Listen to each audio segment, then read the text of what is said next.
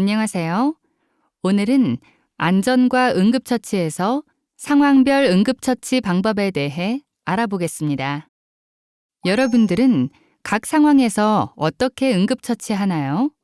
베이거나 긁혀서 피가 나는 경우, 뜨거운 것에 화상을 입었을 때, 넘어지거나 부딪히면서 팔, 다리를 삐거나 부러졌을 때 어떻게 했었나요? 각 상황에서 적절한 방법으로 처치할 수 있었나요? 오늘의 학습 목표를 먼저 살펴보겠습니다.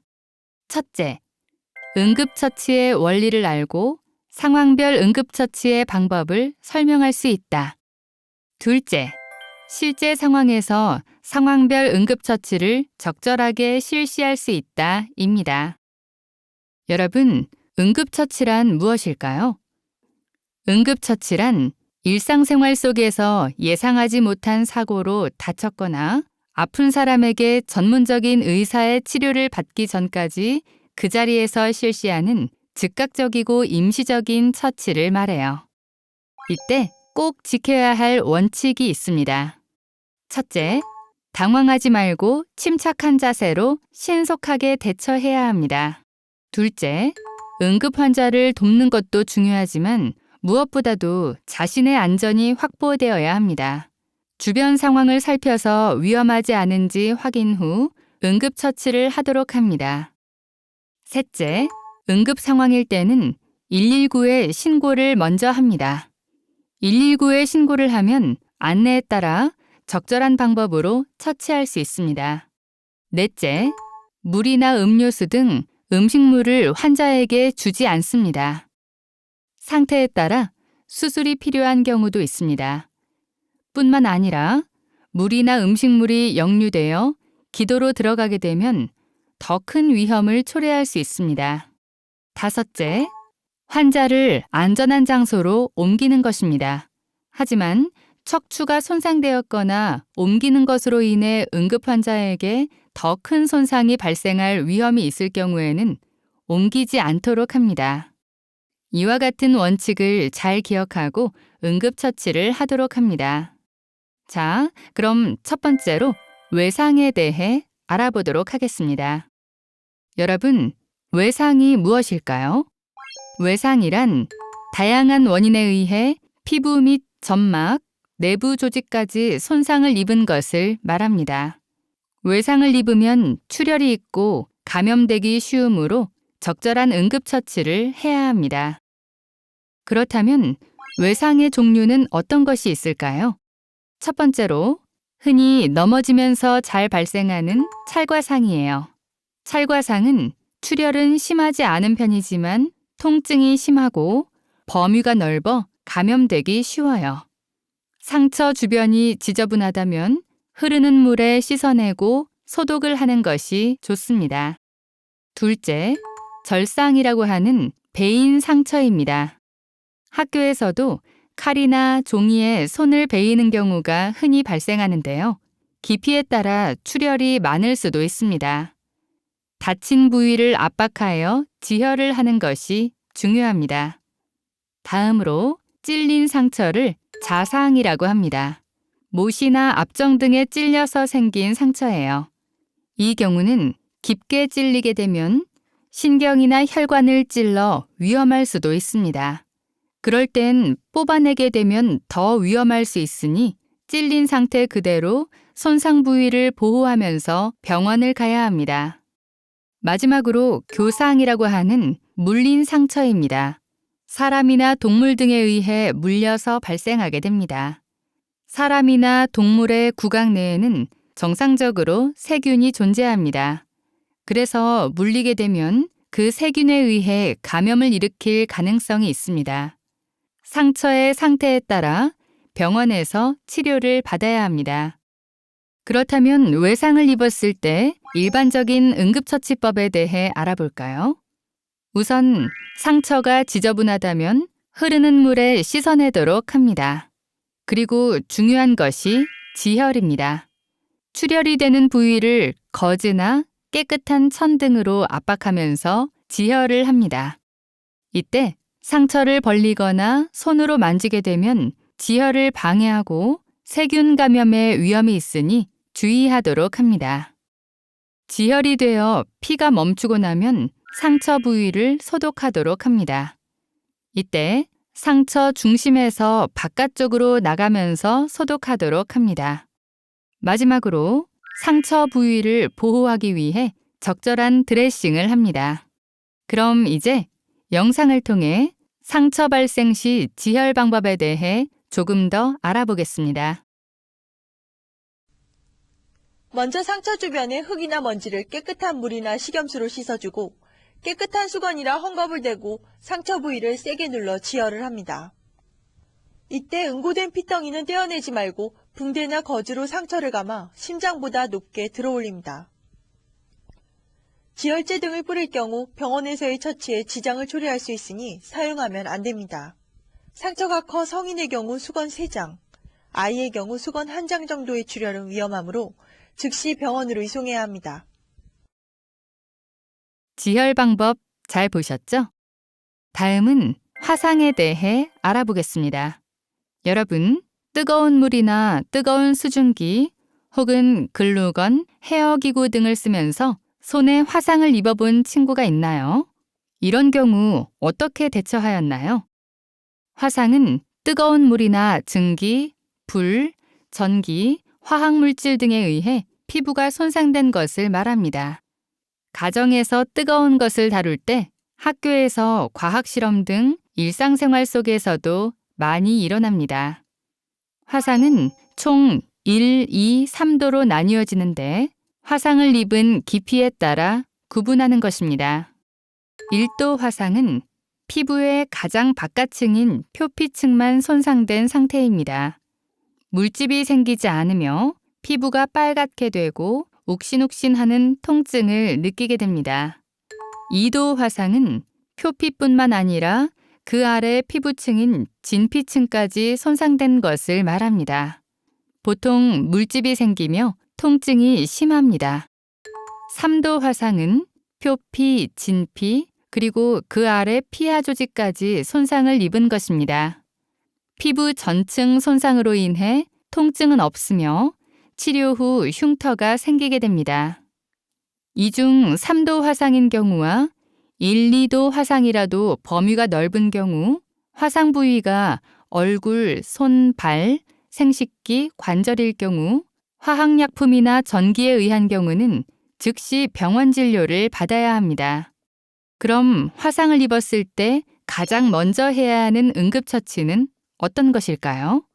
화상에서 가장 좋은 응급처치는 화상을 입은 후 바로 화상 부위를 찬물에 15분에서 20분 이상 데워 열기를 식혀주는 것입니다. 적절히 열기가 빠지도록 처치하면 더 깊은 손상을 막을 수 있습니다. 화상 부위에 옷이나 반지, 팔찌, 시계 등의 장신구는 최대한 빨리 제거하도록 합니다. 화상을 입으면 피부 손상이 되며 부어오를 수 있습니다.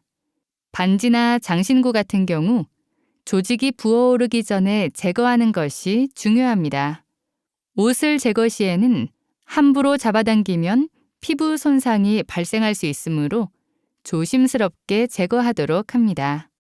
만약 물집이 생겼다면 세균 감염을 예방하기 위해 터뜨리지 않도록 합니다.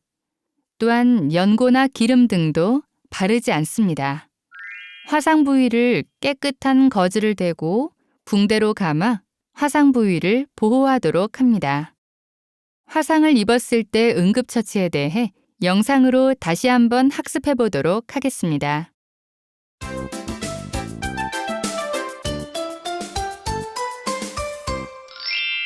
뜨거운 물이나 난로 등의 화상을 입었다면 어떻게 해야 할까요? 불에 대거나 물에 대는 화상은 집안에서 흔히 일어나는 사고입니다. 그러나 화상을 입은 즉시 적절한 응급처치를 해주면 피해를 줄일 수 있습니다.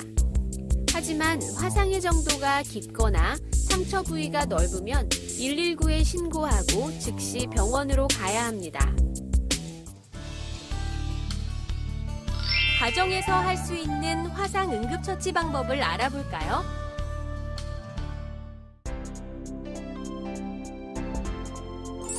둘째, 뜨거운 물이나 난로 등에 데었을 때는 통증이 심합니다. 이때는 흐르는 찬물로 10분 이상 상처를 대고 식혀줍니다. 이렇게 하면 화상의 진행도 멈추게 됩니다. 둘째, 옷을 입은 곳에 화상을 입었다면 옷을 벗기려 하지 말고 가위로 잘라내야 합니다. 옷을 벗으려다 상처가 심해질 수 있습니다.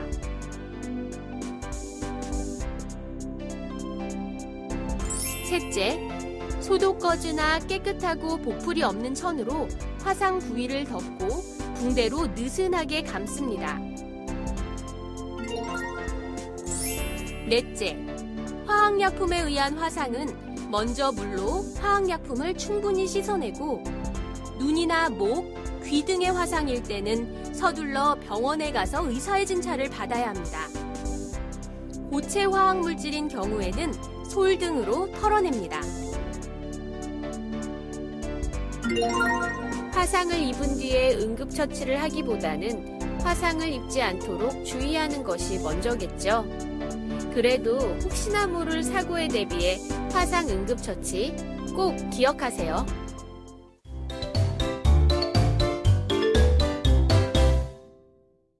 마지막으로 팔이나 다리 등 근육, 골격계의 손상에 대해 알아보겠습니다. 근골격계 손상이란 무엇일까요? 여러분, 학교에서 손목을 삐거나 발목을 삐끗해 본 적이 있나요? 그런 경우를 모두 근골격계 손상이라고 보면 된답니다. 우리가 일상생활을 하면서 학교에서 교육활동을 하면서 넘어지거나 부딪히는 경우가 있습니다. 그렇게 되면 충격에 의해서 뼈, 관절, 근육, 인대 등이 손상되면서 붓고 아프고 움직이기 힘들게 됩니다. 근골격계 손상의 종류에 대해 먼저 알아보겠습니다. 첫째, 타박상입니다. 공에 맞거나 넘어지면서 바닥에 부딪히거나 친구와 부딪힐 경우 등등 외부 충격에 의해 피부 안의 모세혈관이 손상받으면서 피부 안쪽으로 출혈이 생기는 경우입니다. 여러분, 멍이 한 번쯤은 생긴 적이 있죠? 타박상을 입으면 피부색이 검푸르게 변하는 멍이라고 하는 손상이 흔히 발생합니다. 둘째, 염좌입니다. 염좌는 발목이나 손목, 손가락 등을 삐는 것을 의미합니다. 관절 주위에 있는 근육이나 인대, 건이 늘어나거나 찢어지게 되어 발생합니다. 통증이 심하고 손상된 부위가 부을 수 있습니다. 셋째, 탈골입니다. 탈골은 관절이 어긋나서 원래 있어야 하는 자리를 벗어나는 것을 의미합니다. 습관성으로 발생할 수도 있지만 탈구가 발생했을 때는 억지로 다시 제자리로 맞추려 하면 안 됩니다. 그 상태 그대로 병원을 방문하여 치료를 받는 것이 좋습니다. 넷째, 골절입니다. 골절은 뼈가 부러지거나 금이 간 것을 말합니다. 골절은 부러진 부위를 움직이게 되면 더 심한 손상을 입게 될 수 있습니다. 이 경우 다음 장에서 배울 응급처치 방법을 잘 써서 병원을 가도록 합니다. 다리를 삐거나 탈골, 골절 등 근골격계 손상이 생겼을 때 라이스 방법을 꼭 기억해서 처치하면 됩니다. 라이스 방법을 이용하여 응급처치를 하게 되면 통증을 감소시키고 회복을 도와 후유증을 줄일 수 있습니다. 첫째, R은 레스트, 안정입니다. 안정은 다친 부위를 움직이지 않도록 하고 편한 자세로 쉬게 하는 것입니다. 이는 부상이 더 악화되는 것을 방지해 줍니다. 둘째, I는 아이스, 냉찜질입니다. 얼음이나 차가운 것으로 손상 부위를 냉찜질합니다. 보통 근골격계를 다치게 되면 손상 부위가 붓게 되는데 냉찜질은 붓는 것을 막아주는 효과가 있습니다. 셋째, C는 컴프레션, 압박입니다. 다친 부위를 부목이나 붕대로 감아 압박, 고정하는 것입니다. 압박은 통증을 줄여주고 다친 부위가 더 손상되는 것을 막아줍니다. 넷째, 2는 엘리베이션, 거상입니다. 다친 부위를 쿠션이나 베개 등으로 받쳐 심장보다 높이 올려주는 것입니다. 심장으로의 순환을 촉진시켜 붓기를 줄여주고 통증을 줄여주는 효과가 있습니다. 라이스 요법을 영상으로 확인해 보겠습니다. 스포츠안전재단의 조사에 따르면 스포츠 활동 참여자 10명 중 6명, 57.3%는 1년 내 부상 경험이 많다는 것입니다. 주요 부상 부위는 발목, 무릎, 상반신, 머리, 손이며 주로 염자, 통증, 찰과상, 좌상, 골절 등의 부상들이 많습니다. 근육의 타박상, 관절의 염자 등 스포츠 활동 중 부상에서 가장 중요한 것은 손상 후 24시간 이내에 라이스 요법을 적용하는 것입니다.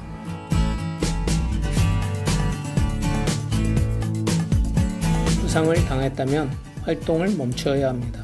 다리를 다쳤을 경우 목발이나 주변 사람들의 부척을 받아 활동을 최소화해야 합니다. 팔을 다쳤다면 다친 팔로 부상당한 팔의 움직임을 최소화하여야 합니다. 저체온증이 예상되는 상황에서는 보온포를 사용하여 체온을 유지하는 것이 좋습니다.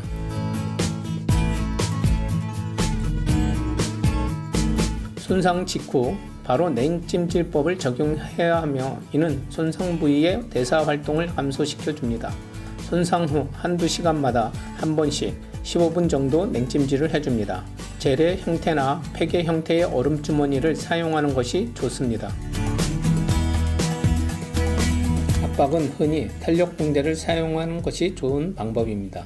손상 부위의 적절한 압박은 손상 부위의 출혈 및 부종을 감소시켜주고 냉찜질 전 후에 실시하는 것이 좋습니다. 압박 붕대를 감을 때 주의점은 통증이 있을 정도의 단단함보다 적정 압박이 중요합니다. 그리고 심장에서 먼 곳에서 가까운 쪽으로 감아주는 것이 좋습니다. 외상 패드는 출혈이 심한 경우 압박용으로 사용해 주시고 삼각권은 상황에 맞게 활용해 주시기 바랍니다. 거상은 부상 부위를 심장 높이보다 높게 들어 올려주는 것이 중요하고 손상 부위의 압력을 낮춰주어 붓기를 줄여주게 해줍니다. 동봉된 공기 거상 장치를 활용하거나 옷이나 가방 등 주위에 있는 물품을 사용하는 것이 좋습니다. 라이스 요법은 부상 후 추가적인 손상을 줄여주고 회복에 도움을 줄 수는 있지만 이것이 근본적 치료는 아닙니다. 부상 후 초기에는 라이스 요법을 적용하고 곧바로 가까운 병원에서 부상 부위에 대한 진료를 보시기 바랍니다.